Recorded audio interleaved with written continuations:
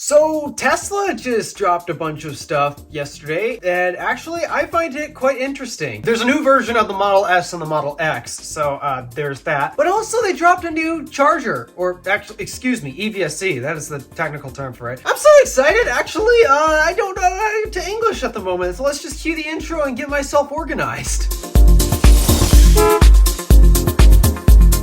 Alright, so the first thing I'm going to cover is the new Model S and the new Model X that Tesla just released. No, they didn't update the interiors or do anything that special. What they did was they offered a new battery configuration, I think. According to some people, it might actually be the same battery pack as the long range and the Plaid Model S and X. It's just software locked instead. But the point is they are now offering standard range variants of the two vehicles. And Model X, unfortunately, seems to have a little lower of a range than I would like, especially for the price tag. Yeah, I'm not too sure if Tesla should really software lock the battery packs to let the Model X go that low of a range. I mean, I get it, range is not that important. It's all about the charging and the charging network. So because of that, yeah, this whole 250 miles, that probably won't even phase you because, well, by the time you travel that far anyways, your bladder's about to burst and you gotta pee. So yeah, I guess range technically doesn't matter that much. Still, for a vehicle that costs that much, it's a little low. I mean, Porsche Taycan is way more expensive than that, and despite that, it has a not necessarily great EPA rated range from the EPA, capped at, I don't remember the exact range it's quoted at, but still, it's capped fairly low. The range spec of the Porsche Taycan will actually do about 300-ish miles, and yeah, it's expensive, but again, it outperforms the EPA and still will do about 300-ish miles. And unfortunately, the Model X standard range, it's still like 250. And of course, we know it's Tesla. They're never going to hit that number unless you're driving in perfect conditions in the city. So yeah, to me, that's a bit unfortunate. But the Model S standard range, on the other hand, actually, not gonna lie, it's actually gotten me debating about the Tesla I want to order. Now, yeah, this is way down the road, of course, because I still got to pay off my hybrid, but 320 miles for the base, and okay, yeah, of course, the car is never going to hit that, but that's still a number that I'm personally satisfied. Like, 400 miles to me is a bit excessive. There's no way my bladder can last 400 miles. So that, and I'm also getting other benefits that the Model 3 doesn't have. I mean,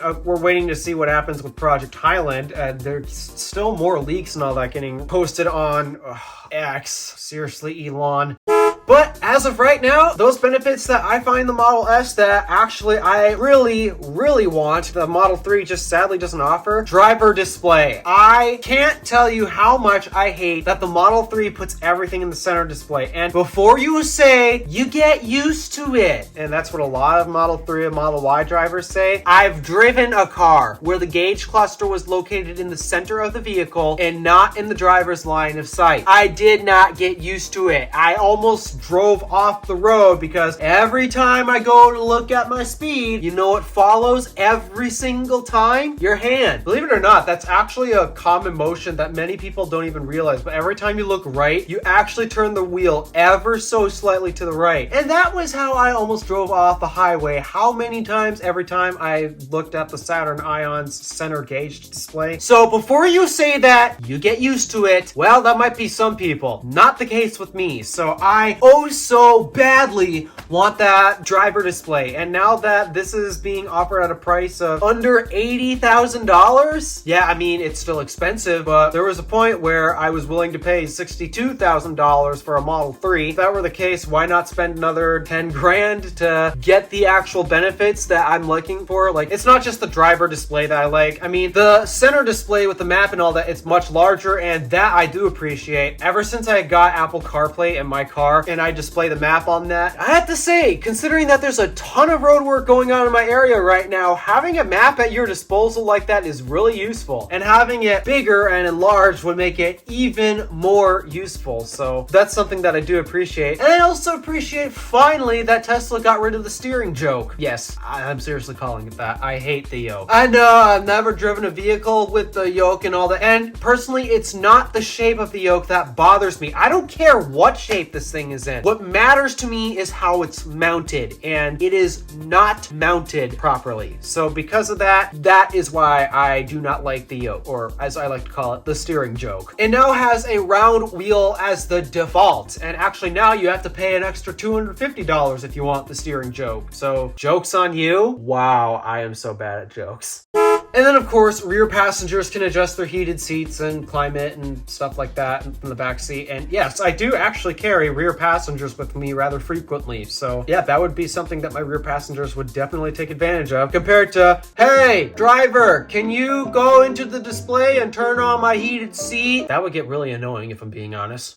I'd have no use for ventilated seats because where I live, it's typically cold all the time. But hey, I plan on doing a lot of road tripping in the future, and that includes going to hot places. So who knows? Maybe I'll give it a shot, but not useful for me. But still, there's so many aspects of the Model S that I just wish the Model 3 had as default. Like, I don't really like how Tesla cheaped out on some of these things, especially the driver display. I really want the 3 to have it so badly. But now that the Model S has a similar range to the long-range Model 3, and all I'm getting is the huge benefit of the driver display. That, and it's also still retaining its 250 kilowatt charging speeds. That's the biggest thing that I'm really looking for. I won't buy any Tesla as long as it doesn't have the 250 kilowatt charging speeds. If it charges at 250 kilowatts, then it's up for debate to me. And the standard range Model S, it has that. So I'm not gonna lie, I'm really debating the Model S now. I'm now throwing that into the equation because the Model 3 that I'm looking at currently costs around 50 grand. And yeah, I know it's another approximately 25 for the Model S, but hey, it's for YouTube. Model S is technically way cooler than Model 3, and it's up for debate. I'm now actually throwing it potentially into the equation, especially now that the Model S has a standard range version that's more affordable. So that's my thought on that aspect. And the Model X, I'm sorry, Tesla, the range on that is just too low. You gotta give it just a tad more, especially because it's still your top flagship vehicle. So if it's going to be that high end of a vehicle for you, then you probably shouldn't just skimp on the range and all that, because to some people it is important. It may not be as important to me, except for on that one stretch that I have to make across the UP. I can technically drive a Tesla across the UP in the summer just fine. It's the winter where it becomes the problem. And I have a feeling standard range Model X in the winter, that's not going to be able to stretch all the way across the UP unless Tesla puts in another supercharger midway, which haven't done that yet. All right, but enough talk about the Model S and the Model X standard ranges that were just released. I want to talk about something else that I find even more exciting, because you know this channel, we talk about charging so much. And honestly,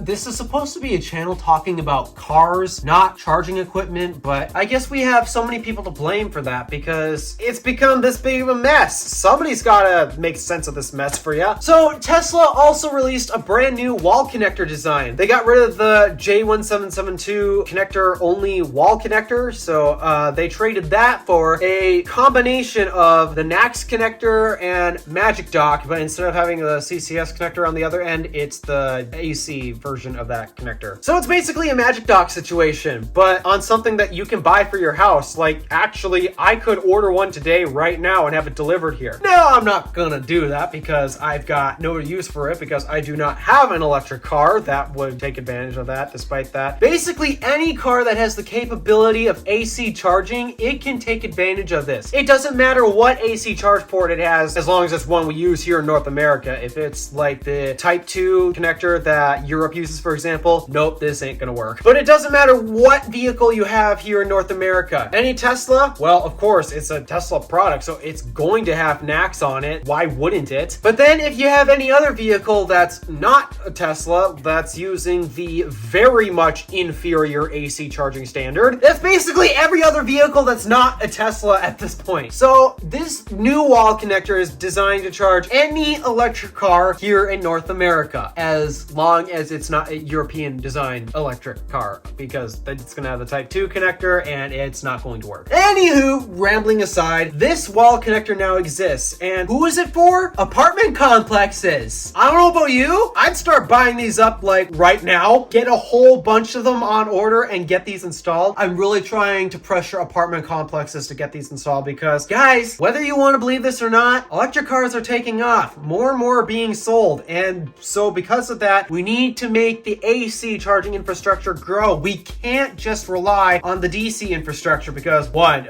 just take a look at today's DC infrastructure. As long as you're driving a vehicle that's not a Tesla, you're basically screwed. So we need the AC infrastructure to be good, especially in multi-family dwellings. So apartment complexes, get on the ball with this. Same with hotels. You never know whether your guests are going to show up in a Tesla or a non-Tesla. So because of that, some hotels will buy a mixture of wall connectors or Clipper Creeks. Some will be Clipper Creek exclusive. Some will be wall connector exclusive. And now I recommend you get this new, they brand it as the universal wall connector. This would be the one to get hotels. So if you want to install EV charging as an amenity, that's the EVSE to get. Get this new universal wall connector because that will allow any of your customers who shows up in an electric car to charge. There's no debate about it. No need to worry about adapters because it's a magic dock situation. So get on the 8 ball with this, guys. But if you're looking for an EVSE for your house and you charge at home and you currently don't drive a vehicle that is using the inferior charging standard, you're driving a Tesla right now, personally, I would not get this. And here's why. We are in the midst of transitioning away from that inferior standard, as I keep mentioning, and we are transitioning to NACS. So because of that, any future vehicle that you might get that's not a Tesla, the likelihood of those future vehicles having the NACS connector has become really high. At that point, why bother getting a wall connector with the inferior standard on it if you are very unlikely to use it? The only reason why I justify getting the universal wall connector for home use is if you actually use the superior standard and the inferior standard frequently. Some families will have a Tesla and a non-Tesla because they want to keep their options open and such, but they still want to be full electric. Like a good combination that I see is a Tesla and a Rivian R1T or a Tesla and F-150 Lightning. Super healthy combo. Two completely different connectors, and this new universal wall connector, it will charge both of those vehicles because right now the Rivian and the F-150 Lightning, they're currently not NACS vehicles. They're using the inferior charging standard. Despite that, they are both going to switch to the superior standard soon. So if today you drive two different vehicles using two different standards, maybe it makes sense to get this at your house. But if you're debating, should I get this because I got family members that don't drive a Tesla and they're using the inferior standard, should I get this for those occasional trips? Personally, I just deal with using a separate adapter that's not built into it because this new universal wall connector that Tesla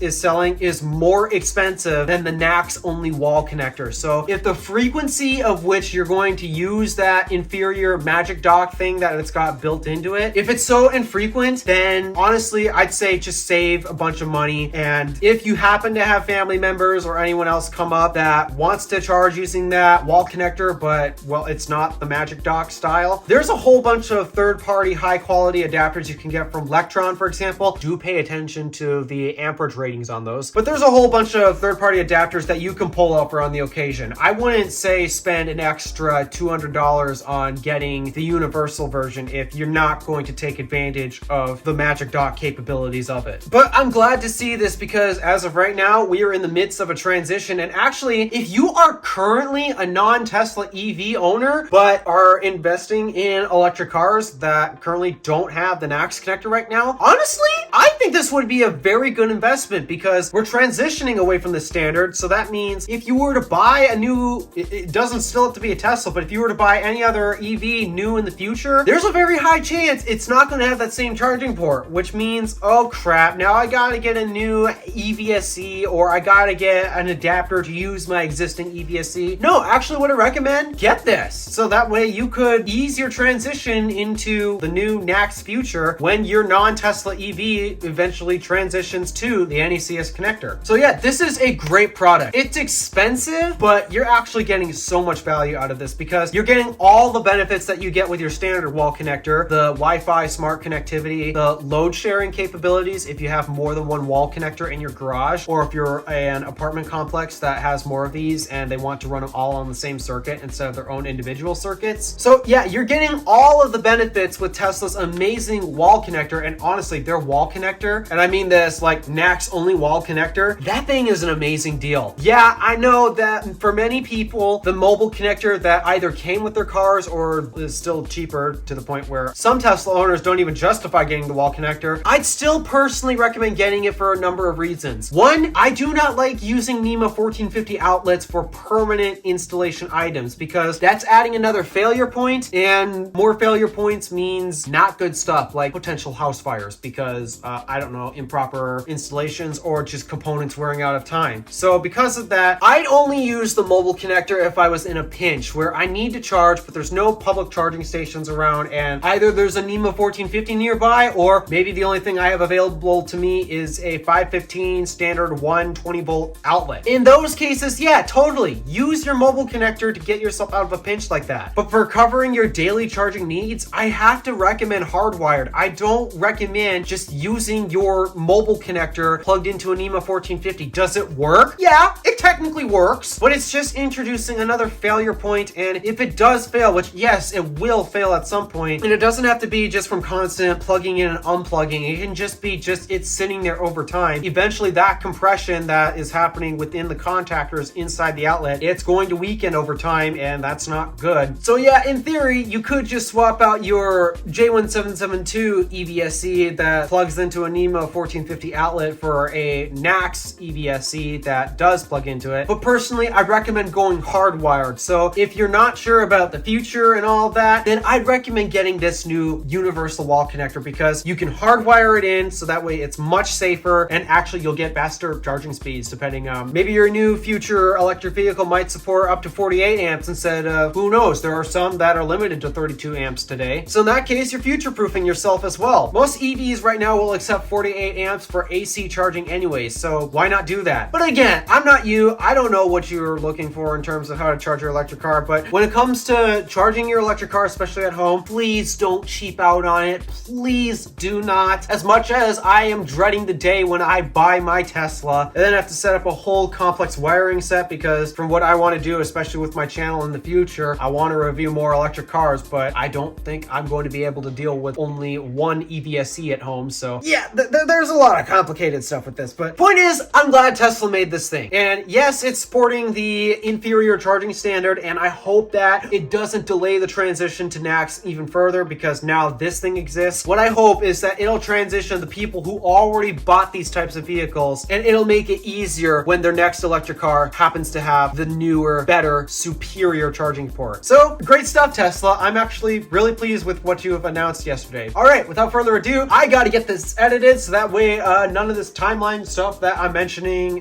doesn't become irrelevant, because I'm saying yesterday because I'm recording this the day before. This is getting uploaded overnight.